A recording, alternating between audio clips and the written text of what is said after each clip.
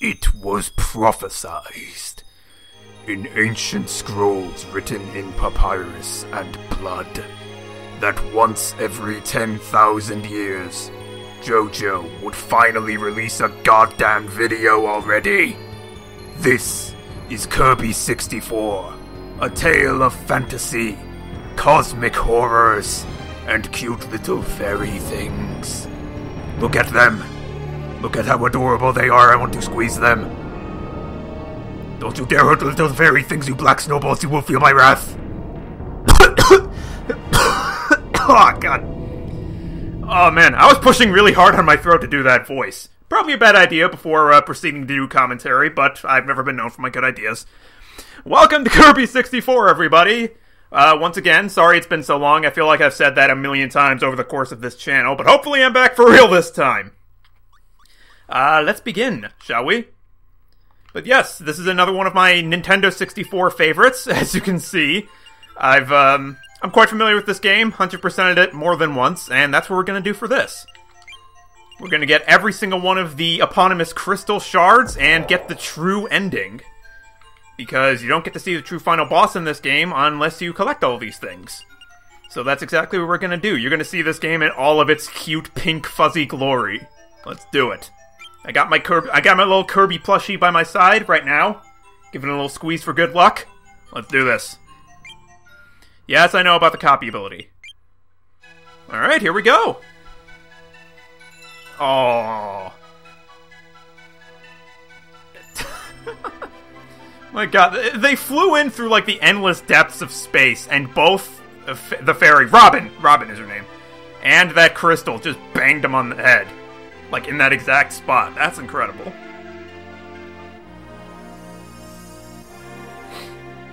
Oh, that's so cool.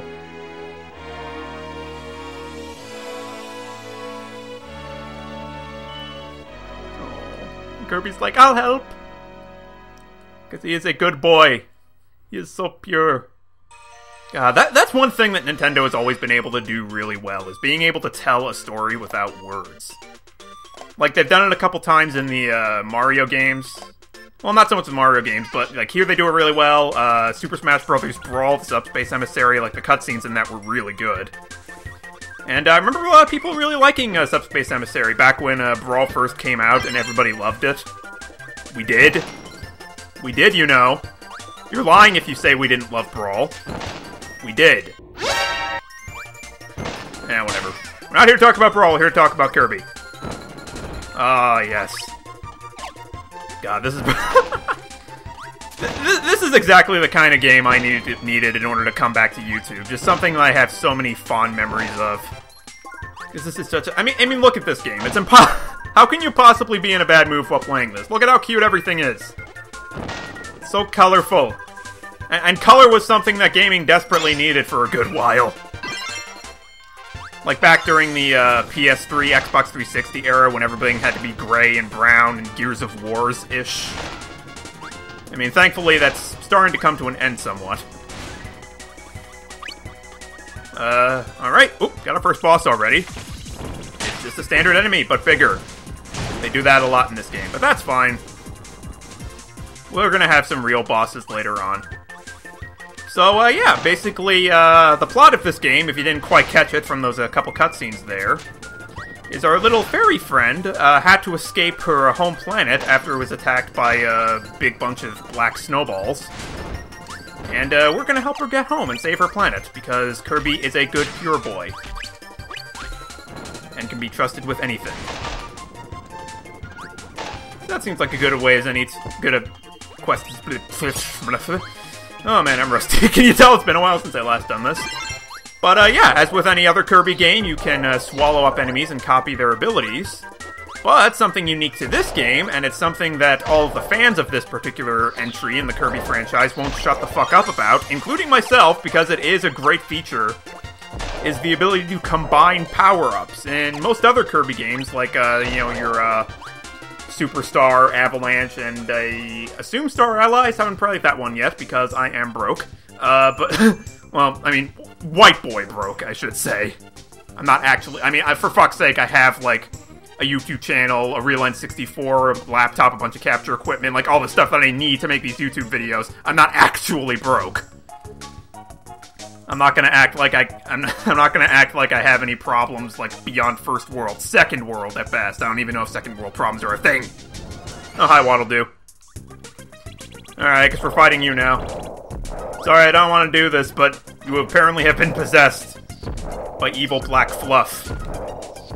So we must save you with the power of good pink fluff. But, yes, like I was saying before, and I'm kind of powering through this, sorry. That seems to be a common theme of mine, like, you know, like, too much stuff happening in the game at once, and I'm, like, rushing to explain it all. I don't know how Chugga Conroy does it, and he goes much more into detail about game mechanics than I do. Oh well. But hey, now Waddle Dee has joined our party. And apparently, according to the lore of this particular game, Waddle Doos are really just Waddle Dees that have been possessed by, evil cigarette ashes. Or whatever the hell. This entire Let's Play, by the way, is pretty much just going to be me trying to come up with, names for, those, black snowball things that attack people. Anyway. I fucked that up, that was bad. But, yeah. So, basically how this works is, if I can go back for a second. Yep, level 1, Popstar, that's our home planet. So, we're going to be going to multiple other planets. Completing a few stages within each planet, usually around 5. And, try to collect all the crystal shards. You can see, like, all of the shards that we've gotten. The ones filled in are the ones we've collected. The ones not filled in are the ones we don't have yet. And they're always arranged in the order that they appear in the level, so that gives you a better idea of where they are, if you missed some. And, yeah, from there it's pretty simple. And as I was saying before, the Combine ability, normally in Kirby games you can swallow enemies and take their powers. But here, in fact I'll do it right now, you can actually just reach down your mouth, pull the power-up out, throw it at an enemy, and boom! Now you have an all-new power-up, and you can do this with any combination of enemies. And it makes for a lot of really fun, really creative power-ups. It is so good. It's so fun to experiment. Like, Kirby games already have that sort of highlight of having multiple different power-ups and different enemy types to swallow and get all their stuff that you can experiment with. And this just, like, exponentially increases that. It's really good. And, I'd say I wonder why they, haven't brought that back since. But I can kind of understand why, because Kirby is a franchise that is kind of built on innovation in a lot of ways. Like, it's very rare for multiple Kirby games to do the same thing. I mean, Christ, the major Kirby game after this, Kirby Air Ride, was a fucking racing game, to my recollection, if I'm correct. I haven't actually played it myself, but from what I understand, it's basically a racing game. So yeah, that should tell you about, you know, the lengths that the developers of Kirby will go to keep it fresh. You can never accuse this franchise of being, of ever getting stale. I think that's one of the reasons people love it, as they should. It is pretty fantastic. I've played a good number of Kirby games throughout my life, and yet I still feel like I haven't played enough. You know, just a good little franchise, and I think a lot of people, only ever became aware of it because of Smash Brothers including it. Which, by the way, can we just... You know, we were talking about Smash Brothers before, but, like, back when that first came out... Oh yeah, see? There's that Waddle Dee that we saved earlier, now he's going to help us, and he's going to help us a couple of other times throughout this game. Because he's friendly like that. But yeah, like, Smash Brothers, like the original... I think we can all basically agree that that was, on top of being a great game, just a genius marketing strategy by Nintendo, because it brought attention to all their other franchises. Like, I didn't know what the hell Star Fox was back in '99. I didn't know what Kirby was. I didn't know what Metroid was either. I mean, keep in mind, I was only like 5 at this point.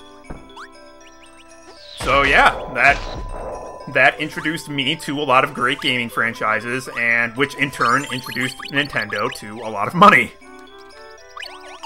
Worked out pretty well for all parties involved, I'd say. Alright, got another one up. Doing well so far. Oh, we got another big-ass enemy boss. Not a problem. Just shoot rockets at it. Get another crystal shard. I hope I haven't missed any. There are going to be moments where I accidentally miss crystal shards, and when that happens, most likely I'll go back through the level and recollect it and just cut it right after I beat the level the first time. That was really poorly explained. So, basically, once I beat the level, if I've missed any crystal shards, then right after that, I'll just cut to a clip of me getting the shard. That's basically what I'm trying to get across there. There we go. But anyway, here we have this little painter girl, who is not so nice anymore. What are you gonna do? Oh, she brings her paintings to life. There's a reference to be formed there, but I can't think of it right now. Okami, that's Okami. That's a game where you draw things and the things come to life. There, she's like Okami, or Amaterasu rather. See, I know games. And she just drew a vagina, apparently, because of... I mean, come on, look at it. It's I mean, I try not to be too gruesome, but... I mean, for Christ's sake, this is a Kirby game, but... I mean, look at that. It's censored. It's, like, all weird and reddish pink in the middle. Like, what else is that gonna be? Whatever. It's a family-friendly game, damn it. We need to talk about family-friendly things. Alright, well, now she's painting some more serious stuff. Like this giant eyeball. Which is kind of creepy, actually. Oh, no, she's pissed. Okay, so yeah, pretty much no matter what you do to the painter, whose name is Adeline, if I remember correctly, kills her in one hit.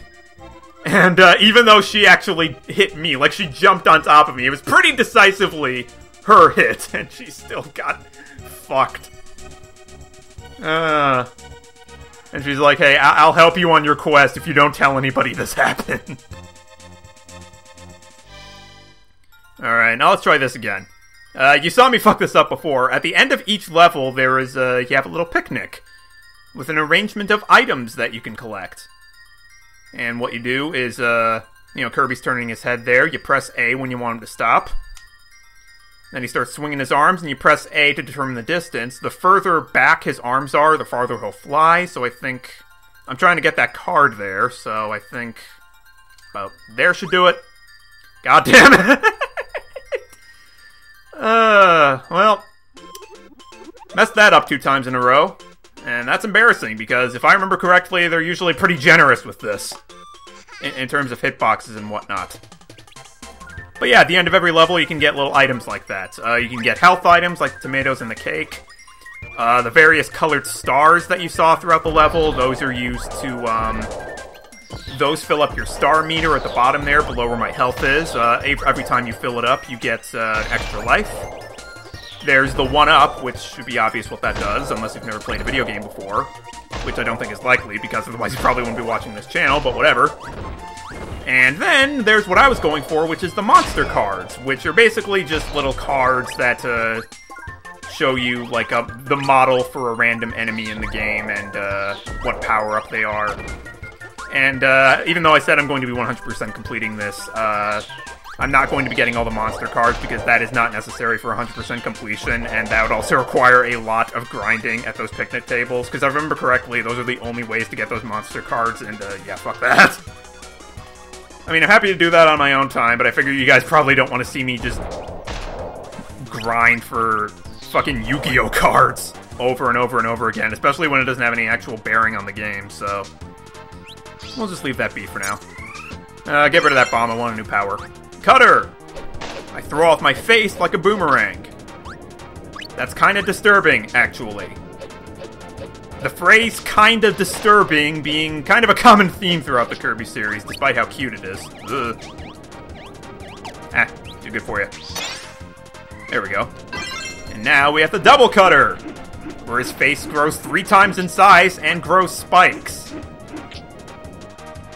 And once again, thank God this game has cartoony graphics, because that, like a more realistic creature doing that would be absolutely horrifying. I should be more careful. I'm starting to run low on health here. Oh, wait a minute. Aha! Good that I did that. You always gotta check Like, whenever you enter a new area, you always gotta check the back. Doesn't matter what game it is, there could be secrets. Secrets are important. Secrets are your lifeblood. You will literally die without secrets. Secrets. There we go. I think that's the hole we have to go down next. But is there anything over here? It's just a sandwich. Alright. Don't need that. Full up on health already.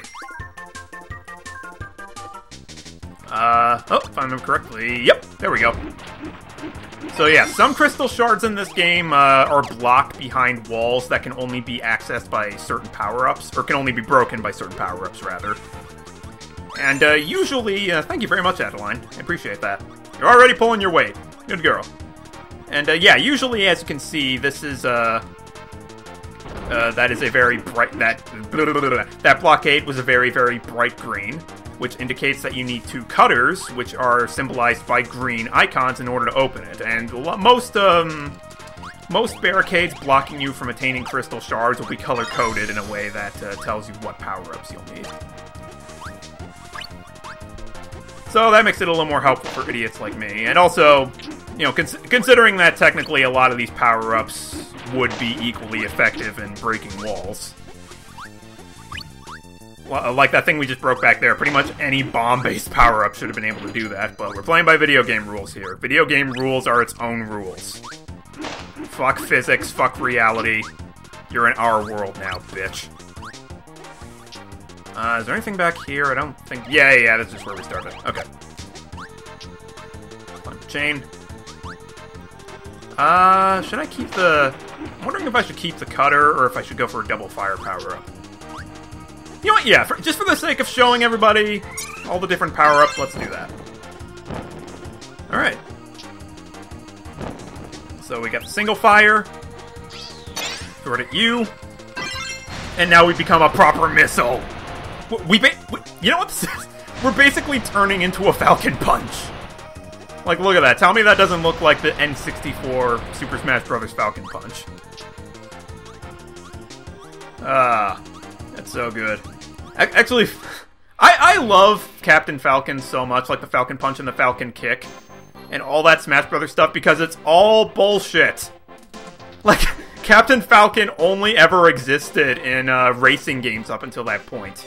You only ever saw him in illustrations, he never strictly got out of his car, you never saw him actually fight people. So everything that he's famous for now, like all of his various fighting moves, are just crap that they pulled out of their ass to make him work in a fighting game. It's so great to think about it that way, especially since, like, they've become such beloved fighting game moves. And I kicked your ass immediately, you suck. Hey, oh, never mind, you're flying now. That's fine, I'll still beat you, no problem. Alright.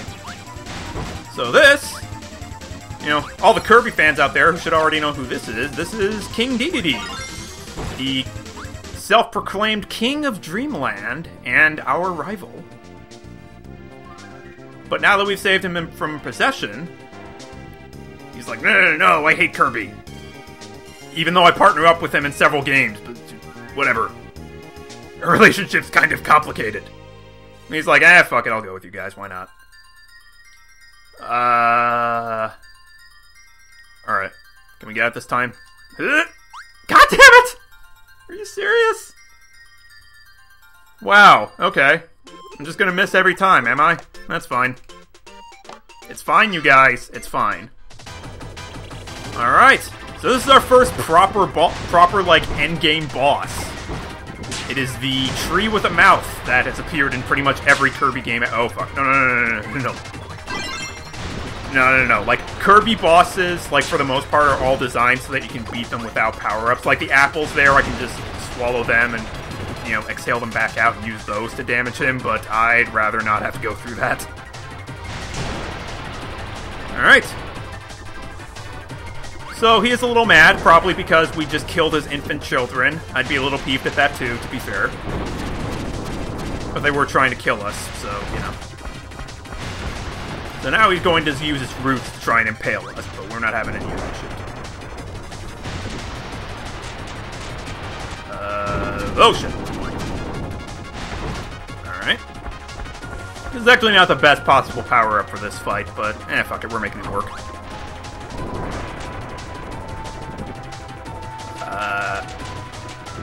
on. There we go. Actually, oh, I missed! Oh, man. It ran out. Its invincibility period ran out just in time for me to be able to hit it again before it went back down. That's awesome. It also makes me realize I could have been doing that the entirety of this fight, but oh well. Still didn't take long. Boom. Alright. And just like that, we've beaten Popstar, and we got all the crystal shards in one go, too. So, hopefully this is a sign of how the rest of this LP is gonna go. I mean, considering this is a game as you can see, I've already 100%ed more than once before. I'm hoping to not screw this up too terribly.